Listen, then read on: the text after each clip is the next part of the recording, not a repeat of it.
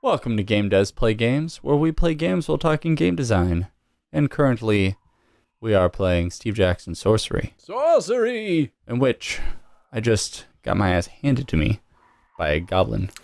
Yeah, but that's why we have rations and our Patronus, so... Stop saying Patronus. Spirit animal. I hate you.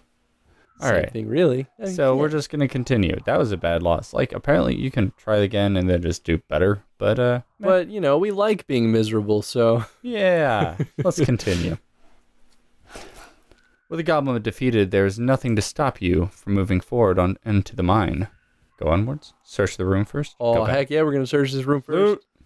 But before you do, you quickly scour the corners of the dark room in case there is any gold or weapons lying around. You find nothing until you search for the goblin himself. He is wearing a silver key on the chain around his neck. You lift it away.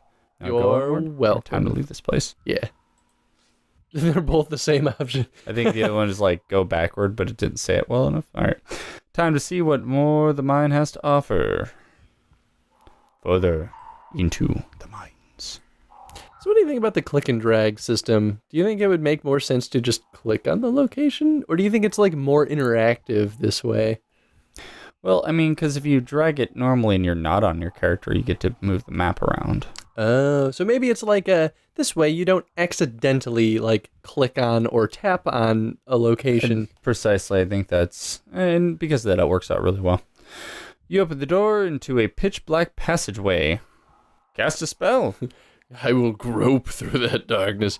I mean, if we cast a spell, we could use fog, but that makes it harder to see or easier to see? It's actually, I think it makes it to where you can see in a complete darkness. It's kind of weird that way. Let's do that. We might as well.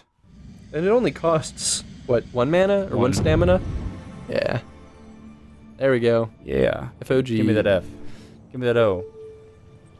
Oh. Great. Seriously? The, like, most obvious spell to use? Oh, wait. Different F. Oh. What does this one do? Far? Far? I don't remember seeing that one. That one I don't think we have the components for.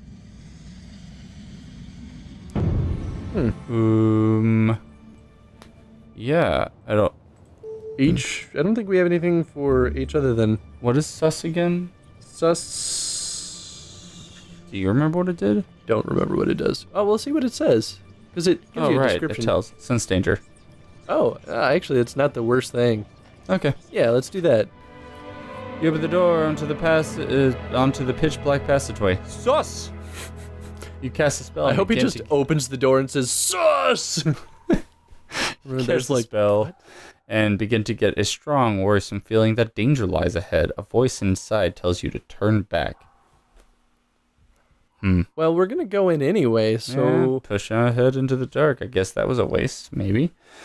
Oh, good. You push onto the depths of the mine, dust falling from the low ceiling. Your hands move over the precarious wooden beams that hold the wall from tumbling in. And then you stumble, catch a foot catching a support. The support cracks. A piece of rock the size of your head tumbles through the gap in the ceiling, narrowly missing your skull. A rain of stone and dust follow. The ceiling is coming apart. Well... I think we push ahead. What do you think? Oh, absolutely. All right. I feel like a spell to sense danger in this game is actually kind of arbitrary because there's always danger. Yeah, hopefully it gave us an additional option. Like, oh, maybe, you know, it was like, oh, because you knew danger is coming. You are gripped by an insane idea, racing into the darkness of an unknown mine as the only exit is sealed off behind you. Do it! Do it!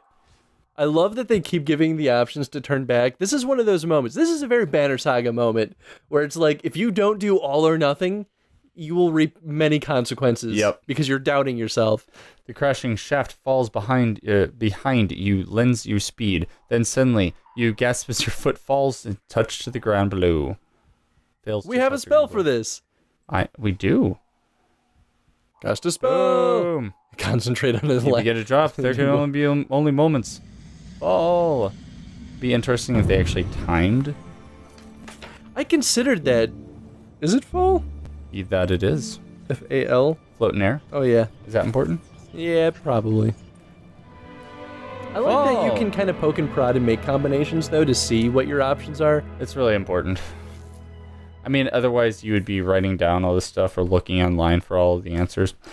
You cast the spell, and your fall is broken instantly. You float gently to the ground below, landing softly on your knees. Cool. All right. Well, that worked out pretty well. Maybe, can we use a ration?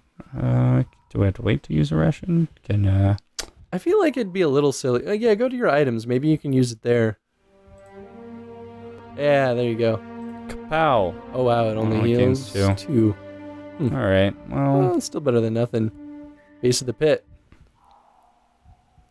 you pick yourself up and look around. You're at the base of a deep shaft. It's hard to be sure of how far you've fallen, but the top is lost as darkness. Still, it's not pitch black down here. A chink of light penetrates from somewhere far away, a crack nearby, or a tunnel mouth a long way off.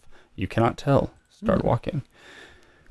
Calmly and without delay, you start walking toward the point of light. It gets bigger, but slowly, but slowly, and your hopes lift every step. It's definitely a way out. You can see the sky beyond. Your hands are running along the tunnelway to keep you straight. Then the ceiling comes down, and you crawl for a few feet. Then you freeze. Your hand is resting on something furry. Grasp it, pull back, or draw my sword. I feel like I'm really bad at making choices, but I'm going to say grasp it. I feel like in games, choosing the option that seems like the dumbest or the most dangerous option often leads to the most interesting results. Not always a good one, but interesting. Yeah, yeah. You reach out and without thinking that whatever it is, at least small, your grip closes on the thing. It's not warm. That's a good sign. And it squishes easily, as if the bones had turned to jelly. You pull yourself closer to it and realize you're holding a pair of fur boots. You laugh with relief and quickly scramble the rest of the way through the tunnel to the sunlight. It's an opening. I wonder if it wasn't a pair of boots, and like if you did different action, it would have been a different thing. Like a monster. Do I get boots? How do you feel about that, though? Like, if that is the case, right, do you think that kind of cheapens the experience for the player? I don't know. Maybe. I mean, in your first playthrough, you don't know these things, right? Yeah. So for the first playthrough, it feels like the most interesting, tailored experience possible. But if you play through it again, and it kind of destroys the magic. So if it's a different answer, then you don't always choose an optimal choice. You'd be like, oh, well, I know that elf's going to betray me. And if you choose to be a jerk to him, he's like, doesn't betray you. I don't know. I feel like it creates a lot of like either no-win scenarios or it creates an always-win scenario, and it kind of takes away player agency. Now, in a way, you can still design that right, but at that point, you can even ask the question of, well, what's the point? Yeah. I mean, in general, it doesn't feel like we necessarily have all of the agency. I don't know. I'd almost Except for rather the spells in the battle. Yeah, I'd almost rather it be randomly generated scenarios than to have a different reaction. Lot of consequence, though. Or Yeah. A lot of content. Exactly. All right, the climb out of the cave takes several hours, but it's worth every moment. When you emerge into the cool, fresh air once more, you have escaped with your life. Oh, but we have the boots. Okay, good. Take a moment to examine the boots. Hoping we'd find more treasure, but... You turn the boots over in your hands. You recognize the fur. It's Bora skin. They will be very useful in heading through the snowy climbs. All right. Climbs? Yeah, climbs. Then it is time to get moving. You set off once more, looking for a path to get your bearings in the trees. Is the developer of this perchance, like, English? I don't, I imagine as much. I've noticed they spell some things differently. And I don't know if it's like, I don't think it's a typo, because most of the time it seems very deliberate. It might just be the style that they're going for. Oh, that's true. Like olden style, almost. Further on, the path climbs up against this low hill covered over the thick bushes and shrubs that snag at your clothing. Halfway up, you hear a sound, twigs breaking. Freeze or keep walking. Simple answer. Freeze. All right. You freeze as a large creature the size of a bear emerges directly in front of you. It has black and white fur and a long bushy tail that trails out behind it. It growls menacingly. Wow. It looks like just a really mangy, well, not mangy, but like snarfy skunk house cat mixed with the skunk? Yeah, yeah. Prepare It's like to a attack. cat badger. Try to edge around it or prepare to attack. I feel like we're probably better off if we don't attack this. All right, try to edge around it. Perhaps if you are careful, you can slip around it. Around the left or the right. The left, always the left. Leaving the main trail, you slip through the shrubs around the creature. Its patch is clearly a square of dirt that which the path leads. It watches you to ensure you don't come too close, but it doesn't attack. After a few moments of this, you're on the other side and able to continue. The path leads down through another valley and back up another hill. 2 hours pass. That worked out way better than I thought it would. That it did.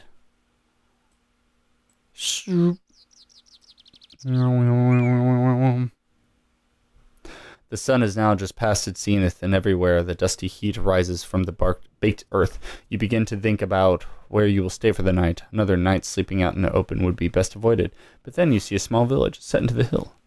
Move on to look at it. Move on. I feel like if we spend too much time. Very possible. You continue your slow trudge along the path. All right, we can either enter the village or avoid the village. I mean, might as well enter the village. All right. Well, you walk into the village. Young hill dwellers pass you and stare at your strange clothes. Look at the people or ignore them. You want to look at me? I'll look at you. Ignore them. These people are poor and live difficult lives. If your mission fails, they will not survive long, but they cannot survive long out here regardless. Aw, that's really sad. All right, we can talk in an alehouse or rest at an inn. And if we talk in an alehouse, we might be able to get some valuable information. I just hope that's not at the cost of not sleeping. I don't know. Let's talk in the alehouse. Why not? Walking down the single road, you quickly find a hut with its front covering pulled wide open and the smell of brewed beer coming from inside. You go in. Several hill dwellers are here, talking gruffly. When you enter, they watch you with understandable caution. These are very attractive people. The owner of the hut comes over to you. Welcome to Kristatanti, he declares. What do you want? Greet the owner, ignore him, and sit down with the hill dwellers. That's an interesting option. Let's greet the owner. I feel like we already ignored the hill dwellers, so... True. Give me whatever you have, you reply. Ale is 1 gold piece, he answers. Please sit. You go over to the table where the hill dwellers are. Sit with the oldest man, or sit with the youngest man. Sit with the youngest, I'm curious. You catch a young man's eye. He moves over to be right beside you, close enough to whisper in your ear, but you don't quite catch what he says. Repeat that, or move away from him. Repeat that? Repeat that? The man giggles to himself unexpectedly, leaning in and close again, so again you can smell the fumes of his breath. He declares, Snaticats! Then he collapses in a fit of giggles once more. Whatever joke he is, you cannot see it. What do you mean? Or tell me about the village. What do you mean? The man nods twice, then drinks deeply from his beer to wet his throat. Or perhaps not, because as he puts the mug down once more, he says nothing, just fidgets with his fingers and occasionally grins in your direction. What's wrong with you? Or ask one of the dwellers about this man. Let's do the latter. You catch a woman's arm nearby. What's wrong with this man? You demand. She shrugs and shrugs free of your grasp. Every villager has one, she answers. Doesn't mean we're all like that. Good stock we are, and she flutters her eyelids. You get back to your feet. The young man giggles to himself, but he does not attempt to stop you. Everyone has one? Village idiot.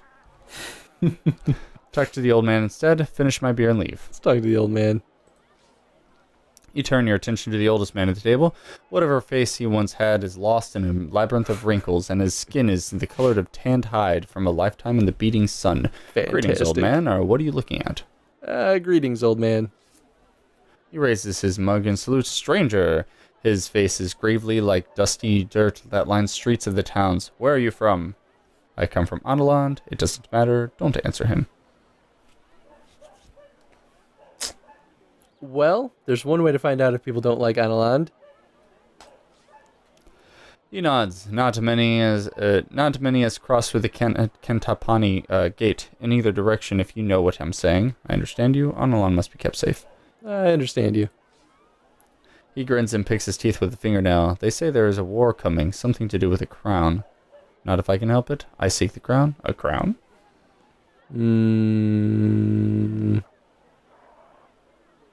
I feel like this is him judging our disposition on this.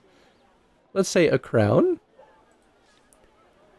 A crown, you ask cautiously. The crown of kings, he says. They say that it's how a leader leads. Without the crown on your head, no one will follow you. The crown can raise an army from the farmyard or command a population to walk into the sea. He shakes his head. Sounds like a bad idea if you ask me. But if someone's got to wear it, I'd rather they were an Analon than Mampong. You sip your beer. The old man exchanges glances with the younger man sitting opposite. Ask the old man about the area or leave the inn. We can ask him about the area. Can you tell me something about this region, you ask? Kristatanti? Certainly. I'll tell you that around here we're always glad to help out strangers. Tell me what lies beyond the town, or I think you're a crazy old man.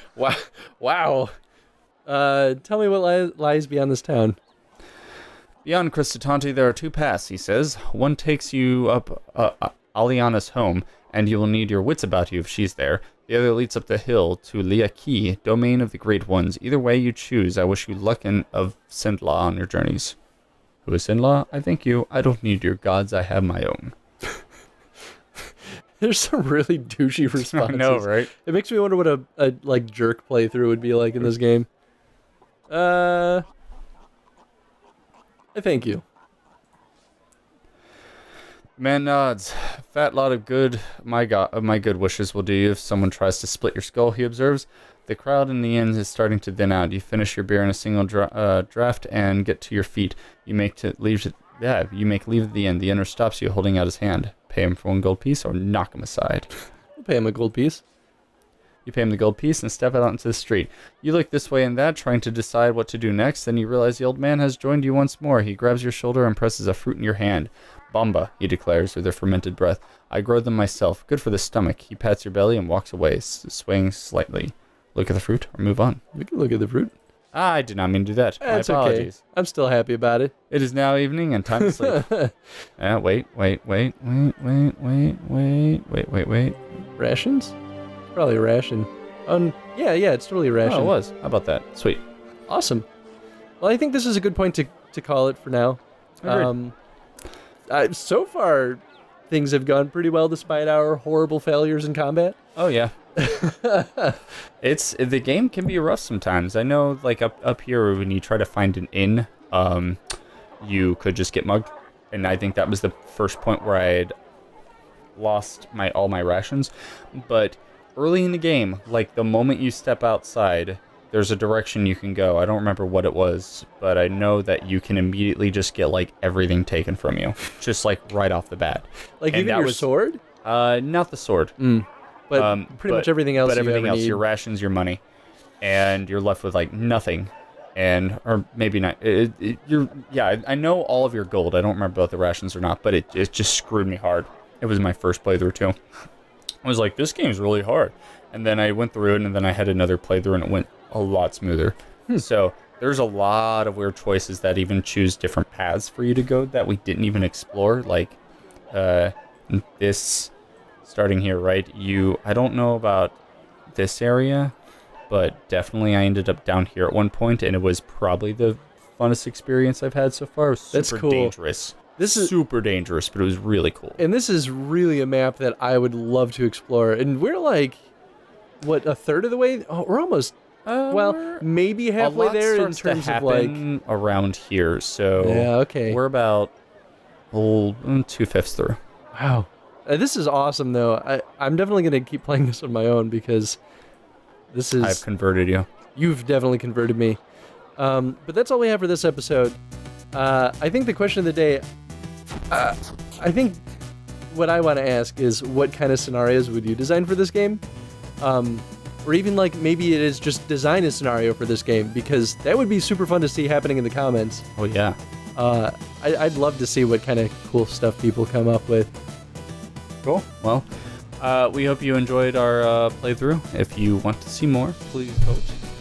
Why do I keep doing this every single time? Every single time we're doing this last statement. Yeah, please vote. Love. Pick a game.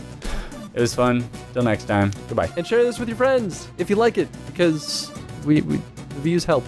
Hey, bye.